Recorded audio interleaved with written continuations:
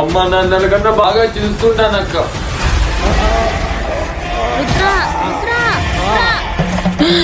రుద్రా వివేక్ గారికి మెక్క ఏం చేస్తుందో తెలుసా? ఎవరెవరో మాటలు ఇన్నాళ్ళు మా అక్కని కష్టపెట్టా. సారీ అక్క.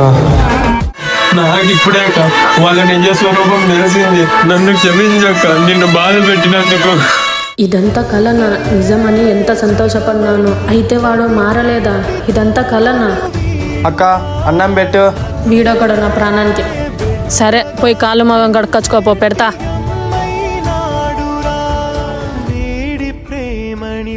ఏంటక్క ఇది? ఏందిరా దాన్ని అన్నం పప్పు అంటాడు, అది కూడా తెలీదా? మళ్ళా తాగొచ్చినావా? ఎప్పుడు తాగుడుకోలేనా నీకు? చికెన్ చేయలేదా? చికెనా? నా రక్తం తాగుతున్నావు సరిపోలేదా? నన్ను కూడా చంపక తినరా. నాకు ఇదొద్దు, చికెనే చెయ్యి. ఉండేది అదే, తింటే తిను లేకుంటే లేసిపో. సరే నేను బయటికి పోయి బిర్యానీ తింటా. బయటికి పోయి బిర్యానీ తింటావా? ఇట్లనే పోయినసారి కూడా దొంగతనం చేసి బిర్యానీ తీసుకొని వచ్చినావు. ఈసారి ఏం గనికారం చేసి తింటావో. కూర్చో నోరు మూసుకొని. నాకు ఈ అన్నం పప్పు వద్దు.